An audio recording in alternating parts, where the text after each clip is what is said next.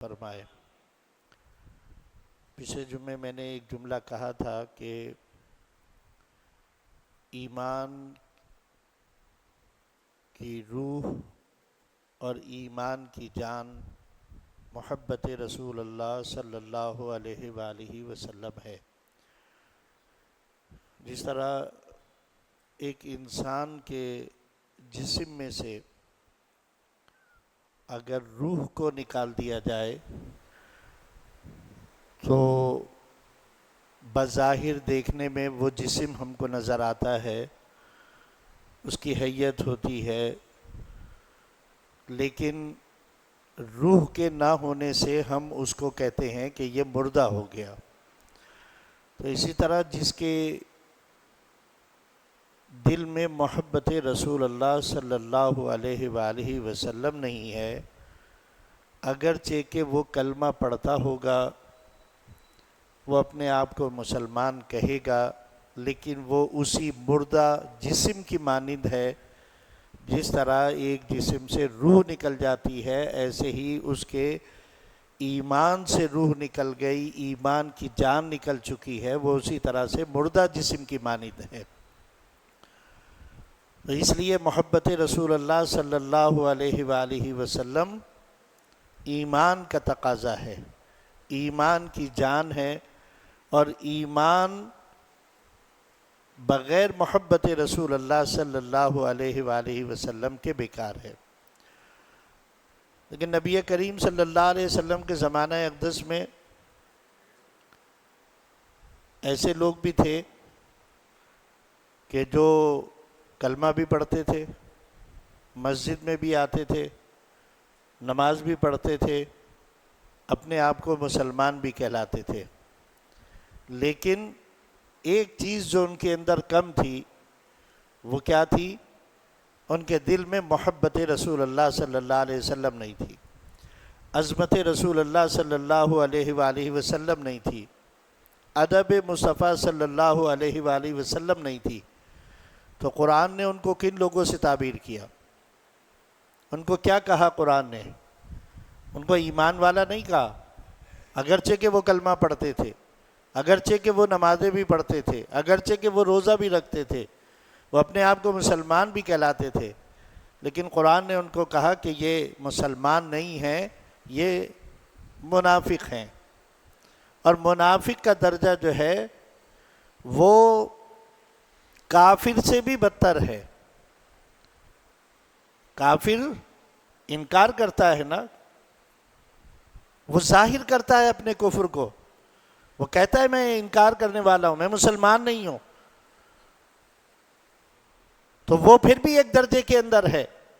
اور ایک وہ جو اپنے آپ کو مسلمان کہے، وہ کلمہ بھی پڑھتا ہو، وہ نمازیں بھی پڑھتا ہو، وہ روزے بھی رکھتا ہو، لیکن نبی کریم صلی اللہ علیہ وآلہ وسلم کو ایک نعوذ باللہ عام بشر جیسا، کیونکہ بشر تو ہم سبھی نبی کریم صلی اللہ علیہ وسلم کو مانتے ہیں، بشر نہ مانے تو نبی کریم صلی اللہ علیہ وسلم کی ایک شان کی ہم کمی کر رہے ہیں، لیکن وہ ہمارے اور آپ کی طرح کے بشر نہیں ہیں، بلکہ اللہ نے ان کو ایسا بشر بنایا ہے جس پر بشریت کو بھی ناز ہے۔ نبی کریم صلی اللہ علیہ وآلہ وسلم اللہ کے حبیب ہیں اور اس وصف کے ساتھ بھی ہیں، لیکن پتہ یہ چلا کہ اگر کلمہ بھی پڑھیں، نمازیں بھی پڑھیں، روزے بھی رکھیں، اور حضور نبی کریم صلی اللہ علیہ وسلم کی شان میں توہین کریں، تو پھر ہمارا مقام کس طرف ہو جائے گا؟ کافروں سے بھی بدتر ہو جائے گا۔ ظاہر ہم اپنے آپ کو مسلمان کر رہے ہیں، لیکن اور پھر یہی ایک بات کافروں نے ہم سے زیادہ اچھے طریقے سے سمجھ رکھی ہے، وہ جانتے ہیں، انہوں نے اپنی کتابوں کے اندر، اپنی فائلوں میں لکھ رکھا ہے، اگر مسلمانوں کے اوپر تمہیں غلبہ حاصل کرنا ہے تو ان کے اندر سے ان کی روح کو نکال دو، اور وہ روح یہ ہے کہ ان میں سے عظمت مصطفیٰ صلی اللہ علیہ وسلم، محبت مصطفیٰ صلی اللہ علیہ وسلم نکال دو. یہ نکل گئی تو یہ مردہ جسم کی مانند ہے. مردہ جسم کیا کر لیتا ہے؟ مردہ جسم سامنے پڑا ہو، آپ اس سے کہیں بھائی تو کروٹ لے لے، اٹھ کے بیٹھ جا، تو اس بات کا جواب دے دے، تو وہ مردہ جسم آپ کی کسی بات کا جواب دینے کے لائق ہوگا؟ نہیں ہوگا. اسی طریقے سے ایک مسلمان کے دل سے اگر محبت رسول اللہ صلی اللہ علیہ وسلم نکال دی جائے، عظمت مصطفیٰ صلی اللہ علیہ وسلم نکال دی جائے، ادب مصطفیٰ صلی اللہ علیہ وسلم نکال دیا جائے، تو پھر کچھ نہیں باقی بچتا. پھر وہ ایک خالی گڑے کی مانند ہو جائے گا، مردہ جسم کی مانند ہو جائے گا، جو کسی جواب دینے کی صلاحیت سے عاری اور محروم ہوتا ہے. انہوں نے کام بھی کیا، ہر دور کے اندر کام کیا، مختلف انداز سے کام کیا کہ مسلمانوں کے دلوں سے ان کے رسول صلی اللہ علیہ وسلم کی محبت کو نکال دو. اس کے لیے انہوں نے عقائد کے اندر خرابیاں پیدا کرنی شروع کی. جیسا میں نے آپ سے کہا کہ قرآن کی آیت پڑھتے ہیں لیکن قرآن کی آیت کو اس کی روح کے خلاف لوگوں کو سمجھانے کی کوشش کرتے ہیں. کہتے ہیں قرآن مجید میں تو اللہ تعالیٰ نے فرمایا کہ قل انما انا بشر مثلکم، اے میرے محبوب صلی اللہ علیہ وسلم ان سے فرما دیجئے میں بھی تمہاری طرح کا ایک بشر ہوں. آگے نہیں بتاتے، تخصیص اس آیت کے اندر بھی کر رکھی ہے اللہ نے. ہمارے میں اور ان میں ایک فرق واضح ہے، اور وہ فرق کیا ہے؟ یوحا الیہ، اے محبوب آپ فرمائیے میری طرف اللہ کی وحی کی جاتی ہے. تم میں سے کون ہے جو اس بات کا دعویٰ کرے گا؟ تو واضح فرق تو یہاں پر موجود ہے. ایک بشر ہونے کے باوجود اللہ کے نبی صلی اللہ علیہ وسلم اللہ کے رسول بھی ہیں، اللہ کے نبی بھی ہیں، ان کی طرف وحی بھی کی جاتی ہے. تو مسلمانوں کے عقیدوں کے اندر خرابی پیدا کرنے کے لیے یہ ایک عقیدے کے اندر یہ خرابی پیدا کرنے کی کوشش کری کہ ان کے دل سے یہ جو حضور سے محبت کرتے ہیں. آج بھی میں آپ کو قسم کھا کر کہتا ہوں نبی کریم صلی اللہ علیہ وسلم کی ذات اقدس ایسی ہے کہ مسلمان اگر اس ذات کے اوپر جمع ہو جائیں تو مسلمانوں کے اتحاد کو کوئی پارا پارا نہیں کر سکتا. نبی کریم صلی اللہ علیہ وسلم کی محبت کا معاملہ آ جائے نا تو یہ جو گلیوں کے اندر پھرنے والے چرسی موالی ہوتے ہیں نا، یہ بھی حضور کی محبت کے اندر یہ بھی کھڑے ہو جاتے ہیں. ضرورت کیا ہوتی ہے؟ ان کے دل میں عظمت مصطفیٰ اور محبت مصطفیٰ صلی اللہ علیہ وسلم پیدا کرنے کی ضرورت ہے. تو اس لیے وہ یہ جانتے ہیں کہ اگر مسلمانوں پر غلبہ حاصل کرنا ہے تو ان کے اندر ان میں سے اس روح کو نکال دو. یہ مردہ جسم ہو جائیں گے، پھر ان کے اندر وہ طاقت نہیں رہے گی. اور ہر دور میں ایسے لوگوں نے کام کیا. نبی کریم صلی اللہ علیہ وسلم کی شان و عظمت کو کم کرنے کی کوشش کری، آپ کے علم کے اوپر بحثیں کرنے کی کوشش کری. جو میں نے آپ کو یہ اس حوالے سے یہ گفتگو بھی کری تھی کہ اگر نبی کریم صلی اللہ علیہ وآلہ وسلم کے علم کے حوالے سے اگر کوئی ہمیں یہ کہے، ایک فرق ضرور میں بتاتا ہوں، وہ دوبارہ آپ کے ذہن کے اندر ڈالوں گا، لیکن اس فرق کے باوجود سمجھنے کے لیے ضروری ہے کہ اگر ہم نبی کریم صلی اللہ علیہ وآلہ وسلم کے علم غیب کے حوالے سے اگر اپنا عقیدہ صحیح نہ رکھیں، اپنا ایمان صحیح نہ رکھیں، تو ہمیں پھر اللہ کی پہچان کے لیے بھی کوئی دلیل ہمارے پاس موجود نہیں ہوگی کہ ہم یہ کہہ سکیں کہ ہم نے اللہ کو ایک کیوں مانا ہے. اللہ کو ایک مانا کہنے پر اللہ کو ایک مانا ہے. اللہ کے حبیب صلی اللہ علیہ وسلم نے فرمایا اللہ ہے، اللہ وحدہ لا شریک ہے، بے مثل و بے مثال ذات ہے. تو کس نے حضور نبی کریم صلی اللہ علیہ وسلم کے اس کہنے کو جس نے قبول کیا وہ مسلمان کہلایا، جس نے انکار کیا وہ کافر کہلائے؟ دیکھا کس نے تھا؟ نبی کریم صلی اللہ علیہ وسلم نے کوئی وضاحت، کوئی جسم کی وضاحت کری تھی؟ آپ نے فرمایا اللہ ہے، اس ساری کائنات کو پیدا کرنے والا ایک رب ہے. حضور نبی کریم صلی اللہ علیہ وسلم نے اپنے علم کی بنیاد پر کہی نا. تو اگر ہم نبی کریم صلی اللہ علیہ وسلم کے اس علم کو نہ مانیں، یہ سب سے بڑا چھپا ہوا راز ہی یہ تھا کہ اس وقت جب نبی کریم صلی اللہ علیہ وسلم کو اللہ نے دنیا میں بھیجا، اس وقت ایک خدا نہیں بہت سارے خداؤں کے ماننے والے تھے، تو کس کے کہنے کے اوپر ایک اللہ کو لوگوں نے مانا کہ ہاں اللہ ایک ہے، وحدہ لا شریک ہے۔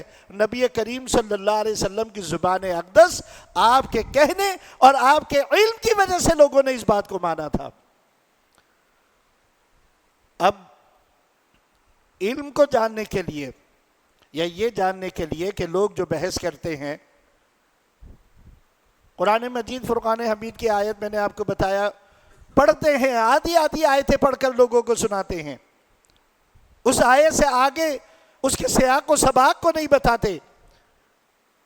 عالم الغیب، علم غیب رکھنے والا، علم غیب کا جاننے والا، فلا یظہر علی غیبہ احدا، وہ ایک اللہ ہے، وہ تم میں سے کسی کے اوپر اس کو ظاہر نہیں کرتا۔ بس اتنا بتا دیں کہ اللہ نے قرآن میں کہا ہے بھائی کوئی نہیں جانتا علم غیب، مگر اگلی آیت جو اس آیت کے حکم میں استثناء پیدا کر رہی ہے وہ نہیں پڑھتے، الا مگر۔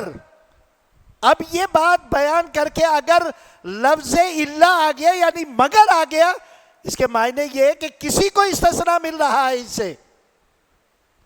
دفعہ 144 نافذ ہے، لیکن اب یہ لیکن یا مگر کچھ لوگوں کو استثناء دے رہا ہے کہ فورسز کے لوگ اس سے مستثنیٰ ہیں۔ اسی طرح یہاں یہ مثال دے کر آپ کو بتا رہا ہوں، اللہ نے فرمایا الا من ارتضی من رسول، مگر اپنے رسولوں میں سے جس سے وہ راضی ہوتا ہے اس کو علم غیب پر مطلع کر دیتا ہے۔ تو پوری آیت پڑھو تو مسئلہ واضح ہو جائے، پتہ چل جائے۔ اب اس میں ایک جو معمولی سا فرق جس کا خیال رکھنا ضروری ہے وہ یہ ہے کہ عقیدے میں یہ بات ہمارے شامل ہونی چاہیے، اللہ کا علم ذاتی ہے، کسی سے حاصل نہیں کیا۔ اللہ کا علم حادث نہیں ہے، ختم ہونے والا نہیں ہے۔ اللہ خود سے جانتا ہے اور سب کچھ جانتا ہے۔ اللہ کے علاوہ اب اگر کسی کے اندر ہم علم مانتے ہیں تو یہ مانتے ہیں اس میں نبی کریم صلی اللہ علیہ وآلہ وسلم کی ذات اقدس بھی ہے۔ اللہ نے عطا فرمایا، اللہ نے مطلع کیا، یہ علم حادث بھی ہے۔ تو جب یہ معمولی سا فرق ذہن کے اندر ہے کہ اللہ کی طرح ہم کسی کو عالم الغیب نہیں مانتے۔ اب اس کی مثال اگر میں آپ کو سمجھانے کی کوشش کروں تو یہ ہے کہ مثال کے طور پر ایک سمندر ہے، سمندر میں سے ایک پرندہ آ کر کے اپنی چونچ میں پانی بھرتا ہے، تو سمندر کے مقابلے میں اس کی چونچ میں آنے والا پانی کتنا ہوگا؟ کتنا ہوگا؟ معمولی سا ہوگا، اس کی کوئی مثال نہیں دی جا سکتی، سمندر سے ہم تشبیہ نہیں دے سکتے۔ سمندر ایک سمندر ہے، لا متناہی، حد نگاہ تک پانی ہی پانی ہے۔ ایک پرندے نے آ کر چونچ ماری، اس میں اپنی چونچ میں پانی لیا۔ اب سمجھ لیجئے مثال ایسی ہی ہے، اللہ کا علم ایک سمندر کی مانند ہے اور نبی کریم صلی اللہ علیہ وآلہ وسلم کا علم ایک پرندے نے جتنا آ کر کے پانی لیا اس میں سے اس کی مانند ہے۔ لیکن یہ اللہ اور اللہ کے حبیب کے علم کے حوالے سے ہم نے مثال دی، لیکن جب اللہ کے حبیب اور دیگر انبیاء اور مخلوقات کے علم کی بات کی جائے گی تو اللہ کے نبی کا علم سمندر کی مانند ہے، باقی تمام مخلوقات اس میں تمام جمی انبیاء بھی شامل ہو گئے، ان سب کا علم اس پرندے کی چونچ میں آنے والے پانی کی مانند ہے۔ اب اگر میری بات کو آپ سمجھ گئے ہیں تو پھر اگر کوئی یہ ایمان اور عقیدہ رکھنے والا ہے تو وہ مشرک نہیں ہے، شرک نہیں کر رہا، وہ غلو نہیں کر رہا ہے، وہ اس کلام کے اندر بے احتیاطی نہیں کر رہا ہے۔ اللہ کے علم کی اور حضور کے علم کی مثال بتا دی، اور پھر حضور کے علم اور پھر دیگر انبیاء اور تمام مخلوقات کا علم، قیامت تک آنے والے جتنے علوم ہیں ان سب کے علم کی مثال بتا دی کہ وہ ایسے ہی ہے جیسے کہ ایک سمندر اور اس سے ایک پرندے کے حاصل کرنے کی مقدار ہوتی ہے۔ تو یہ ایمان اور عقیدے کی درستگی ہمارے ایمان کا تقاضا ہے۔ اگر ہم اپنا ایمان اور عقیدہ درست نہیں رکھیں گے اور ہمارا ایمان اور عقیدہ درست نہیں ہوگا تو پھر ہمارے جتنے عمل ہیں وہ قابل اعتبار اور بھروسہ نہیں ہوں گے۔ اس کی مثال میں نے آپ کو شروع کے اندر دے دی ہے کہ وہ ایسی مثال ہے کہ جیسے ایک مردہ جسم ہے تو اس کے اندر کوئی جان نہیں ہے، ایسے ہی ہم کہلائیں گے مسلمان لیکن بے روح مسلمان ہوں گے۔ ہمارے ایمان کی کیفیت روح سے خالی ہوگی، جان سے خالی ہوگی، لیکن اگر اس کے اندر محبت رسول اللہ صلی اللہ علیہ وآلہ وسلم، عظمت رسول اللہ صلی اللہ علیہ وسلم، لوگ کہتے ہیں جناب آپ غلو کرتے ہیں، جب حضور کی بات ہوتی ہے بڑا چڑھا کر پیش کرتے ہیں۔ آج کے دور کا مسلمان اگر یہ کہتا ہے تو ایک بات تو یہ تکلیف دہ ہے کہ اس امت کے علاوہ جتنی امتیں ہیں وہ جب کبھی اپنے نبی کا ذکر کرتی ہیں نا تو وہ کرتی ہیں، غلو سے کام لیتی ہیں، بڑا چڑھا کر پیش کرتی ہیں، اتنا بڑھا دیتی ہیں، اتنا بڑھا دیتی ہیں کہ اللہ سے ملا دیتی ہیں نعوذ باللہ، اللہ کا بیٹا بنا دیتی ہیں نعوذ باللہ، اللہ کی بیٹیاں بنا دیتی ہیں نعوذ باللہ، وہ غلو سے کام لیتے ہیں۔ لیکن ہمارا ایمان اور عقیدہ اور ہمارا نبی کریم صلی اللہ علیہ وآلہ وسلم کے میلاد کا اہتمام کرنا ہی اس بات کی علامت ہے کہ ہم شرک کی نفی کرنے والے لوگ ہیں۔ میلاد منا کر ہم شرک کی نفی کرتے ہیں، اس لیے کہ ہمارا ایمان اور عقیدہ یہ ہے کہ ہم جس رب کو ماننے والے ہیں، جس اللہ کو ماننے والے ہیں، اس کے لیے ہمارا ایمان اور عقیدہ یہ ہے کہ اللہ احد، اللہ ایک ہے، اللہ الصمد، اللہ بے نیاز ہے، لم یلد ولم یولد، نہ اس نے کسی کو جنا ہے نہ اس سے کوئی جنا گیا، ولم یکن لہ کفوا احد، اس کا کوئی ثانی اور کوئی ہمسر نہیں ہے، وہ اکیلا ہے۔ یہی ہمارا ایمان اور عقیدہ ہے کہ نہیں ہے؟ لیکن اب اس عقیدے کے تحت ہم یہ کہتے ہیں کہ رب وہ ہے، اللہ وہ ہے کہ جو نہ کسی سے پیدا ہوا، نہ اس نے اپنی ذات سے کسی کو پیدا کیا، نہ وہ کسی کا بیٹا ہے اور نہ اس کا کوئی باپ ہے۔ تو اس کے معنی یہ ہے کہ وہ پیدا نہیں ہوتا۔ جو رب ہے وہ پیدا نہیں ہوتا، جب پیدا نہیں ہوتا تو میلاد بھی نہیں منایا جا سکتا اس کا۔ تو میلاد تو اسی کا منایا جا سکتا ہے جو پیدا ہو، اور جو پیدا ہو پھر وہ خدا نہیں ہو سکتا، اور جو خدا ہو وہ پیدا نہیں ہو سکتا۔ تو اس لیے میلاد منانے والا اپنی توحید کے اندر سب سے زیادہ مضبوط ہوتا ہے، ان توحید پرستوں سے بھی زیادہ مضبوط ہوتا ہے جو اللہ کی وحدانیت کا اعلان کرتے ہیں۔ ہماری توحید بھی الحمدللہ ان سے زیادہ مضبوط اور قوی اور دلیل کے ساتھ ہوتی ہے۔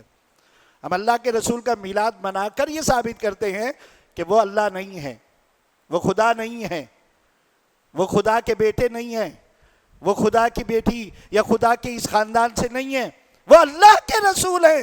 اللہ نے انہیں دنیا کے اندر مبعوث فرمایا اور پیدا فرما کر یہ بات ثابت کر دی، اور میلاد منانے والا میلاد منا کر یہ ثابت کرتا ہے کہ وہ اللہ کے رسول صلی اللہ علیہ وسلم کو رب نہیں مانتا، خدا نہیں مانتا، وہ اللہ کے حبیب علیہ السلام کو اللہ کا رسول، اللہ کا حبیب مانتا ہے، اور میلاد منا کر وہ اس شرک کی نفی کر رہا ہوتا ہے کہ حضور اللہ کے حبیب، اللہ کے رسول ہیں، حضور پیدا ہوئے تھے، حضور جب پیدا ہوئے تو اللہ نے اپنے انعام و اکرام کی بارشیں فرمائی ہیں۔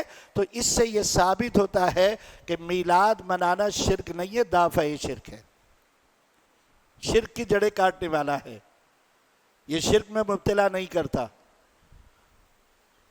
تو اس لیے یہ تمام ادوار کے اندر اس بات کے اوپر وہ لوگ کمر بستہ ہو جاتے ہیں کہ جو یہ چاہتے ہیں کہ مسلمان کو کے دل سے اس کے ایمان کی روح نکال لی جائے، اس کے ایمان کی جان نکال لی جائے۔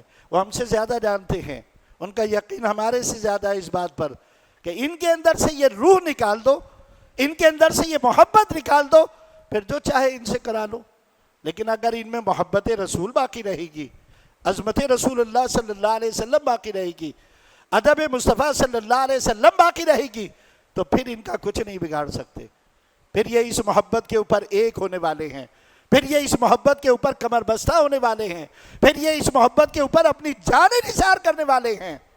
اور جانیں نثار ہم تو زبانی دعوے کرتے ہیں، اٹھا کر سیرت کی کتابیں پڑھیں، صحابہ کرام کی محبت کے احوال پڑھیں، انہوں نے محبت کر کے بتائی، عملاً محبت کر کے بتائی کہ اللہ کے رسول سے محبت کس کو کہتے ہیں، اللہ کے رسول سے محبت کیسے کی جائے، اللہ کے رسول سے محبت کا تقاضا کیا ہے۔ اس صحابہ کرام کی ہستیاں اٹھا کر پڑھ لیں، وہاں ملے گا آپ کو۔ حضور نبی کریم صلی اللہ علیہ وسلم ہجرت فرما کر مدینہ طیبہ تشریف لا رہے ہیں۔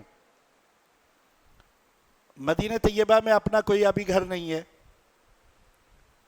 محبت کرنے والے صحابہ کرام موجود ہیں، کوئی تار، ٹیلی گرام، موبائل، کوئی اطلاع کا کوئی اور ذریعہ موجود نہیں ہے۔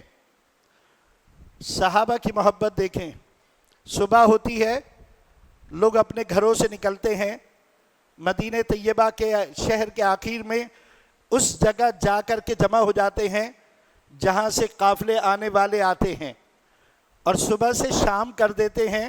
کس کے انتظار میں کرتے ہیں؟ کہ اللہ کے رسول تشریف لا رہے ہیں، اللہ کے رسول آنے والے ہیں۔ کوئی اطلاع نہیں ہے آج آئیں گے، کوئی اطلاع نہیں ہے کل صبح آنا ہے، کوئی اطلاع نہیں ہے پرسوں آنا ہے، معمول ہے روز آ رہے ہیں، کھڑے ہو رہے ہیں۔ اور صرف مرد نہیں ہیں، عورتیں بھی آتی ہیں، بچے بھی آتے ہیں۔ اور پھر جب وہ وقت آیا کہ اللہ کے رسول صلی اللہ علیہ وآلہ وسلم ان کے درمیان تشریف لائے تو ان کی محبتوں کا عالم دیکھیں۔ محبت کرنا انہوں نے بتایا۔ جب انہوں نے دیکھا وہ قافلہ نمودار ہوا تو بچیوں نے خوشیوں سے کیا گایا تھا؟ وہ قصیدہ نبی کریم صلی اللہ علیہ وسلم کی محبت میں، ثنیات وداع کے مقام جو مدینہ طیبہ میں آج بھی زیارت کرنے والے زیارت کراتے ہیں، یہاں کھڑے ہو کر بچیوں نے طلع البدر علینا من ثنیات الوداع وجب الشکر علینا ما دعا للہ داعی، حضور کا استقبال کیا ان ابیات کے ساتھ، ان اشعار کے ساتھ۔ نبی کریم صلی اللہ علیہ وسلم نے نہیں فرمایا بیٹا چپ ہو جاؤ، یہ کیا کہہ رہی ہو تم۔ حضور مسرور ہوئے۔ پھر یہ لوگ یا نبی یا رسول کے نعرے لگاتے ہوئے مدینہ شہر کے اندر نبی کریم صلی اللہ علیہ وسلم کو لے جا رہے ہیں۔ ہر صحابی یہ چاہتا ہے حضور میرے گھر مہمان بن جائے، ہر صحابی کا عالم یہ ہے کہ حضور کی اونٹنی میرے گھر پر بیٹھ جائے۔ نبی کریم صلی اللہ علیہ وسلم نے ان کے شوق کا عالم دیکھا، فرمایا میری اونٹنی کی مہار چھوڑ دو۔ جس کا گھر آتا تھا وہ اونٹنی کے سامنے آ جاتا تھا، یا رسول اللہ صلی اللہ علیہ وسلم یہ میرا گھر ہے، اس کو عزت بخش دیجئے، یہاں اتر جائیے، میرے گھر میں تشریف فرما ہو۔ ایک ایک کر کے آ رہے ہیں، جس کا گھر آتا ہے وہ اونٹنی کے سامنے۔ حضور نبی کریم صلی اللہ علیہ وسلم نے فرمایا یہ مامور من اللہ ہے، اللہ کی طرف سے مامور ہے، تم اسے چھوڑ دو، اسے معلوم ہے میں نے کہاں ٹھہرنا ہے۔ کسے معلوم ہے؟ اونٹنی کو معلوم ہے۔ جس پر حضور سوار ہو جائے اس جانور کے بھی علم کا کیا عالم ہوتا ہے نا۔ اور حدیثیں ہیں آپ کو معلوم ہے، ایک اور آپ نے سنی ہوگی، نبی کریم صلی اللہ علیہ وسلم اپنی سواری کے اوپر جا رہے ہیں، آپ کی وہ سواری بدک جاتی ہے، نبی کریم صلی اللہ علیہ وسلم اس سے نیچے اترتے ہیں، دو قبریں ہیں، نبی کریم صلی اللہ علیہ وسلم فرماتے ہیں کہ اس نے، میری سواری نے زمین کے نیچے کا عالم دیکھ لیا، ان قبروں میں عذاب ہو رہا ہے جو اس کو نظر آ گیا۔ ساتھ میں تو انسان بھی تھے نا، ان کے پاس بھی نگاہیں تھیں، لیکن اس سواری کا بھی عالم کیا جس پہ اللہ کے حبیب سوار ہو جائے، اس کی نگاہوں کا عالم کیا، وہ کہاں تک دیکھے، وہ زمین کے اندر کی چیزوں کو دیکھے۔ اس نے دیکھ لیا یہاں عذاب ہو رہا ہے، بدک گئی۔ نبی کریم صلی اللہ علیہ وسلم نے پھر بتایا یہ تو میری سواری کا عالم تھا، اس کی نگاہ کا عالم تھا، میں تمہیں بتا رہا ہوں اس میں مدفون کون ہے اور ان کو عذاب اگر ہو رہا ہے تو کس بات کی وجہ سے ہو رہا ہے وہ بھی میں تم کو بتا رہا ہوں. تو ان کے علم کے اوپر بحث کرنا، ان کے علم کے اوپر بات کرنا. بہرحال صحابہ کرام ایک ایک کر کے کھڑے ہوتے ہیں. اس اونٹنی کو حضور نے فرمایا اسے چھوڑ دو، یہ مامور من اللہ ہے، یہ جہاں حکم ہوگا یہ وہیں رکے گی. حضرت ابو ایوب انصاری رضی اللہ تعالیٰ عنہ کے گھر کے باہر جا کر بیٹھ گئی. وہ خوش ہو گئے. وہ 2 منزلہ مکان ہے، کچی مٹیوں کا بنا کرتا تھا. جلدی جلدی حضور کو لیا، اپنے بخت پر ناز کیا، اپنے گھر میں لے کر آئے. اب حضور سے فرما رہے ہیں حضور یہ 2 منزلہ ہے، آپ اوپر کی منزل کے اندر تشریف فرما ہو، ہم نیچے رہیں گے. حضور نے فرمایا نہیں، مجھ سے ملنے والے آئیں گے، لوگ آئیں گے، پریشانی ہوگی، میں نیچے رہوں گا، تم لوگ اوپر رہو. حضور کا حکم ہو گیا. حضرت ابو ایوب انصاری رضی اللہ تعالیٰ عنہ اوپر چلے گئے. لیکن اب محبت، اس کے تقاضے بتا رہا ہوں. صحابہ سے محبت کرنا سیکھیں. جو کہتے ہیں حضور سے محبت میں تم لوگ بڑھ جاتے ہو، یہ دیکھیں محبت کسے کہتے ہیں. حضرت ابو ایوب انصاری رضی اللہ تعالیٰ عنہ ساری رات بے چین ہیں. اس کمرے کے اندر لیٹ نہیں رہے. نیچے اللہ کے نبی صلی اللہ علیہ وسلم ہیں، ہم اوپر ہیں.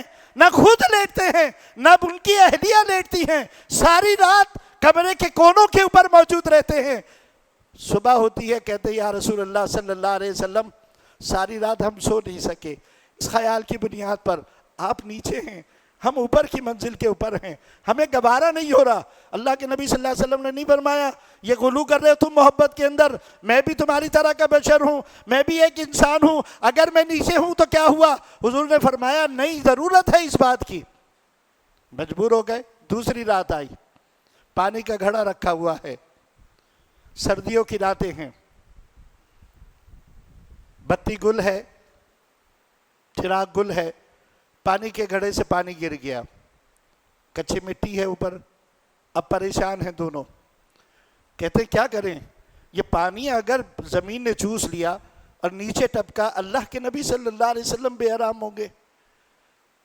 ایک لحاف ہے سردی کے دن اوڑھنے کے لیے، وہ لحاف اتارتے ہیں دونوں میاں بیوی، اس پانی کے اوپر ڈال کر اس میں اس پانی کو جذب کر لیتے ہیں. ساری رات سردی کے اندر ٹھٹرتے ہوئے گزارتے ہیں. صبح ہوتی ہے پھر جاتے ہیں یا رسول اللہ صلی اللہ علیہ وسلم ایسا ایسا معاملہ ہوا، ہمارا دل نہیں گوارا کرتا، ہم سے نہیں رہا جاتا، ہم آپ سے درخواست کرتے ہیں آپ اوپر کی منزل میں تشریف لے جائیں، ہم نیچے رہیں گے. اللہ کے نبی صلی اللہ علیہ وسلم نے دیکھا، محبت کرنے والے کے اس عمل کو دیکھا، کہا اچھا ٹھیک ہے اب ہم اوپر کی منزل پہ چلے جاتے ہیں. ایسے ایک نہیں، کتابیں بھری پڑی ہیں سیرت کی. محبت کے اتنے واقعات ہیں جو صحابہ نے محبت کر کے بتائی ہے. محبت صرف انہوں نے یہ نہیں کہا تھا بس اللہ کے یہ رسول ہیں، انہوں نے پیغام پہنچا دیا بس کافی ہے، ان کا کام ختم ہو گیا، اب ہم بس عمل کریں گے، اس بات کے اوپر ہمیں ضرورت نہیں ہے. نہیں، انہوں نے محبت کی وہ مثالیں قائم کری ہیں. قیامت تک کسی کا پیروکار ایسی مثالیں قائم کرنے سے قاصر ہے. ایسی کوئی محبت کر نہیں سکتا کسی کے ساتھ، کوئی شاگرد استاد کے ساتھ، کوئی مرید پیر کے ساتھ، کوئی شاگرد عالم کے ساتھ، جیسی صحابہ کرام نے اللہ کے نبی صلی اللہ علیہ وسلم سے محبت کر کے بتائی. اسی بنیاد کے اوپر، اسی محبت کی وجہ سے ان کو اللہ نے وہ مقام دیا جو اب قیامت تک کسی اور کو حاصل نہیں ہو سکتا. اس محبت کی بنیاد پر تو پتہ یہ چلا ایمان کی جان، ایمان کی روح نبی کریم صلی اللہ علیہ وسلم سے محبت ہے. اگر یہ محبت ہمارے دلوں میں ہے تو پھر ہماری نماز بھی نماز ہے، ہمارا روزہ بھی روزہ ہے، ہماری زکوٰۃ بھی زکوٰۃ ہے، ہمارا حج بھی حج ہے، ہماری ریاضتیں بھی ریاضت ہیں، ہماری سارے اعمال ہمارے اللہ کی بارگاہ میں مقبول اور پسندیدہ ہیں. لیکن اگر نہیں ہے محبت تو پھر قرآن کے بھی خلاف ہے. قرآن نے کہا لِتُؤْمِنُوا بِاللَّهِ وَرَسُولِهِ، ایمان لاؤ اللہ پر اور اس کے رسول پر.